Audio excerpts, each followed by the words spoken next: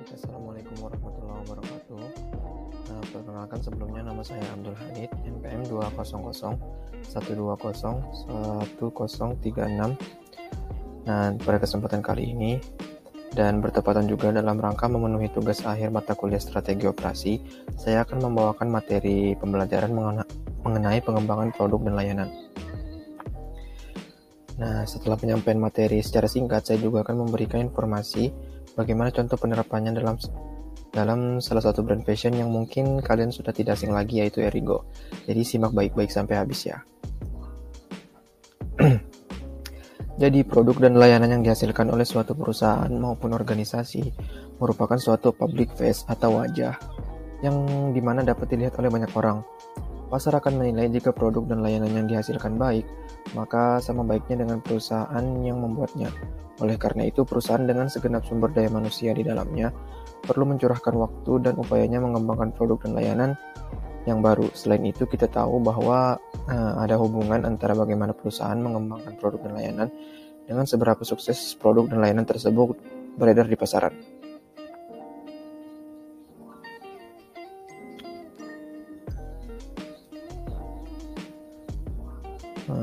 Innovation, Design, and Creativity. Mengembangkan produk dan layanan baru merupakan proses yang kreatif dan inovatif. Tetapi apakah kalian tahu apa hubungan antara seperti inovasi, kreativitas, dan desain? Mereka ini sebenarnya memiliki arti yang mirip tetapi berbeda dan tumpang tindih sampai batas tertentu, serta jelas saling terkait antar satu sama lainnya. Yang pertama, apa itu yang disebut dengan inovasi? Inovasi sendiri memiliki banyak definisi yang terkenal ambigu karena tidak memiliki definisi atau ukuran tunggal. Menurut Oxford English Dictionary, inovasi merupakan sebuah metode, ide, serta produk baru.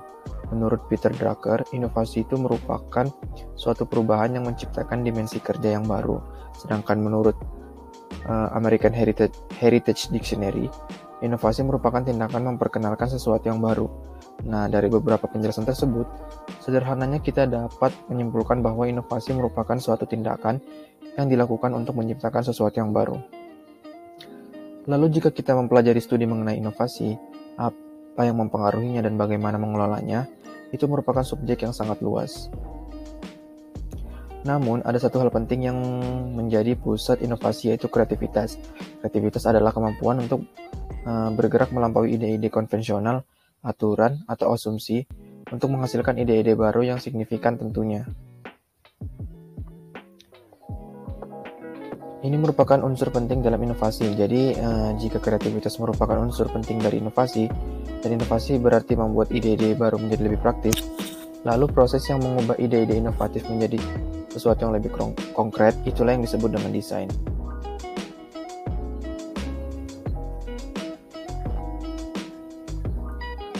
Nah, selanjutnya di sini ada hubungan antara creativity, innovation, design, serta produk dan service atau produk dan layanannya.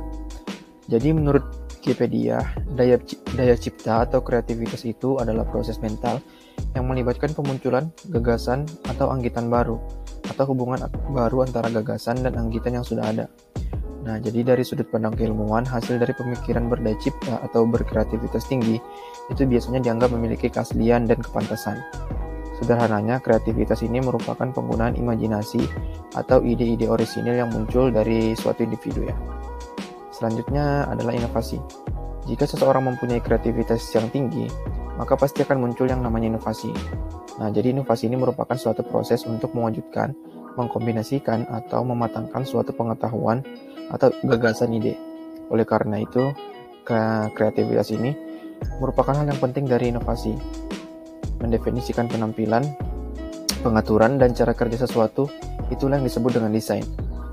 Menurut Oxford, pengertian desain ini merupakan suatu rencana atau juga gambaran yang kemudian dibuat untuk menunjukkan tampilan atau juga fungsi atau cara kerja suatu bangunan, pakaian, serta benda lainnya sebelum dilakukan proses pembuatan. Nah, inovasi yang tadinya sudah ada akan diubah menjadi proposisi praktis dengan yang namanya desain. Terakhir ialah produk dan layanan, yang dimana merupakan sifat dan karakteristik penawaran dari suatu organisasi. Jadi desain yang sudah diciptakan tadi akan mendefinisikan karakteristik dari produk dan layanan yang akan dipasarkan nantinya. Nah, baik, dalam hal contoh dalam perusahaan, saya akan mengambil contoh tentang brand fashion yaitu Erigo. Mungkin kalian sudah tahu ya, karena brand ini sudah cukup terkenal, bahkan baru-baru ini dia itu ada muncul di timeline di New York gitu, dalam New York Fashion Week. Nah, jadi awal mula Erigo ini si Muhammad Sadat, itu namanya founder Erigo, ini rela meninggalkan bangku kuliah dan melupakan gelar S1-nya demi mengembangkan bisnis yang sudah diimpikannya sejak SMA, sejak zaman SMA dulu. Nama panggilan akrabnya yaitu Sadat. Dia mengaku bahwa ketertarikannya pada dunia bisnis itu sudah muncul ketika dirinya masih menempuh pendidikan di SMA. Lalu pada 28 November 2010 lah, saat dirinya sudah berkuliah, Sadat baru bisa merealisasikan mimpinya untuk menjalankan bisnis sendiri. Jadi saat itu dia itu membuat brand yang bernama Selected & Co. Namun rupanya brand tersebut sudah dimiliki oleh pebisnis lain, sehingga mau tak mau ia harus mengganti namanya. Jadi pada Juni 2013 tercetuslah nama Erigo ini. Di usia bisnis yang masih seumur jagung, Erigo sudah mengalami pasang surut. Sebagai contoh, bermaksud dapat untung dengan rela menggelontorkan banyak uang demi memasarkan dan menjual produk-produknya, tapi mereka malah buntung yang dibawanya pulang. Jadi pada awalnya si Sadat ini menjual produk fashion yang berkonsep batik. Namun sayangnya konsep tersebut tidak terlalu laku di pasaran karena tren yang bergerak cepat di kalangan anak muda. Jadi ia pun memutar kembali otaknya dan mengubah identitas brand Erigo dengan konsep produk kasual saat peluncuran online webstore mereka. Sadat pun akhirnya memberanikan diri untuk melakukan penjualan offline yang masih diminati oleh masyarakat dibandingkan dari penjualan online. Saat itu Erigo yang masih jauh dari kata cukup, Sadat membawa brand Erigo untuk melakukan pemotretan di luar negeri, tepatnya di Singapura dan Jepang. Jadi hal tersebut dilakukan demi mengembangkan Erigo ke pasar yang lebih besar lagi. Ia juga mulai bekerjasama dengan beberapa tokoh publik, dari influencer hingga aktor. Hingga pada akhirnya tahun 2015, mereka itu memutuskan semua pelanggan yang akan melakukan transaksi pembelian produk dari Erigo harus melalui web. Dan pada tanggal 16 Maret, pihak Erigo juga sudah meluncurkan aplikasi yang sudah ada di App Store. Sementara di iOS akan menyusul, terang Sadat. Dan sekarang siapa sih yang nggak tahu apa brand Erigo ini? Bahkan beberapa waktu lalu itu Erigo itu bisa hadir di New York Fashion Week. Hal itu tidak terlepas dengan inovasi dan pengembangan produk yang terus dilakukan. Nah, ini awalnya itu tadi yang seperti saya jelaskan, Erigo itu awal mula konsepnya yaitu fashion yang berkonsep batik. Lalu dia juga sempat mendirikan booth di Jetlot pada tahun 2013, dan pada awal mulanya mendirikan marketplace yang berbasis web. Nah, kesuksesan Erigo yang sampai saat ini kita ketahui tidak terlepas dari inovasi-inovasi dan pengembangan produk yang terus dilakukan. Salah satu langkah awal yang dilakukan oleh mereka yaitu mengoptimalkan peluang adanya e-commerce. Salah satu penulis bisnis bernama Tom Peters berkata, ketika jendela peluang terbuka, jangan tutup tirainya. Nah, contoh dari pernyataan ini adalah bagaimana Erigo benar-benar memanfaatkan setiap kesempatan yang ada untuk memasarkan produknya. Jadi ketika marketplace online yang mulai hadir seperti Shopee, Tokopedia, ada Blibli, ada Lazada, Bukalapak, dan sebagainya, pemilik Erigo yaitu Muhammad Sadat segera memanfaatkannya untuk membuka toko online melalui platform e-commerce tersebut. Selain itu, Sadat juga memanfaatkan program ekspor produk yang ditawarkan oleh Shopee. Dengan cara ini, Erigo dapat mengembangkan pasar mereka hingga mancanegara dan meningkatkan penjualan dan omset mereka. Setelah mengoptimalkan adanya e-commerce yang bersifat online ya, Erigo juga selalu fokus untuk mengikuti arus. Jadi Erigo ini memanfaatkan tren yang membuat suatu bisnis bisa meroket, dan hal itu dibuktikan oleh sendiri Erigo. Mereka ini selalu mengikuti tren yang sedang berkembang di masyarakat. Bila terjadi gap atau kekosongan pada suatu tren, mereka bisa mendapatkan keuntungan dengan mengisi gap tersebut.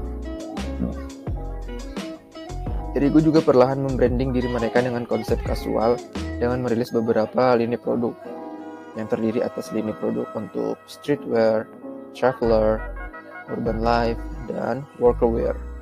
Jadi kehadiran produk-produk tersebut itu bertemakan traveling and casual, dan itu juga membantu Erigo untuk tetap beradaptasi dengan kebutuhan gaya hidup dari masyarakat.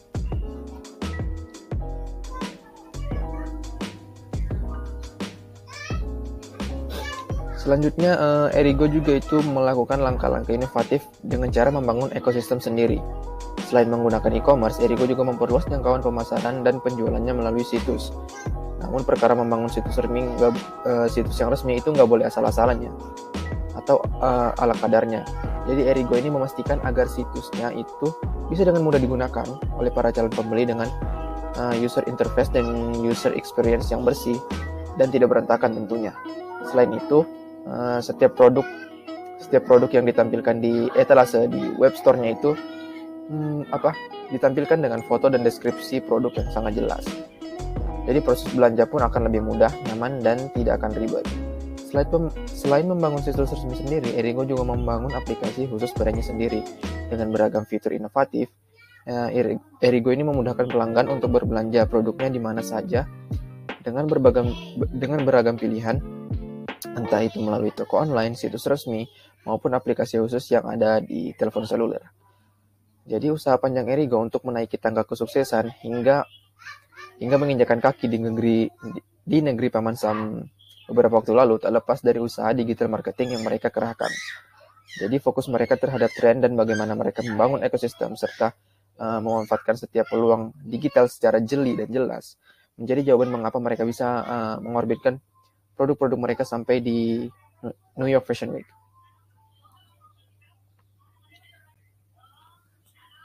Nah, jadi baru-baru ini juga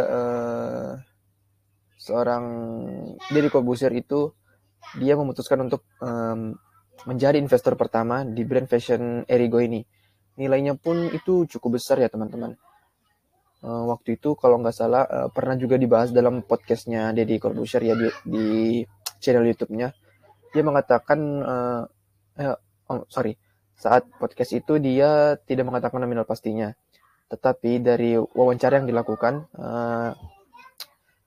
itu dia mengatakan bahwa lebih dari 10 miliar dan nominal tersebut rupanya tidak ada dalam kesepakatan awal.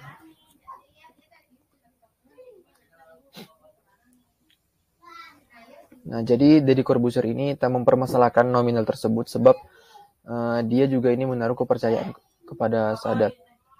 Jadi Muhammad Sadat ini adalah sosok yang memulai bisnis dari nol. Daya juang serta brand lokal menjadi pertimbangan mantan suami Kalina Oktarani itu. Percaya untuk menginvestasikan uangnya. Jadi berawal dari jalanan, bisa dibilang dari nol, kerjanya si Muhammad Sadat ini bisa dihargai lah oleh Deddy Corbuzier. Dia ini kagum sama beliau, dan Muhammad Sadat ini juga memiliki karakter yang luar biasa. Begitulah kurang lebih pujian Deddy Corbuzier saat itu.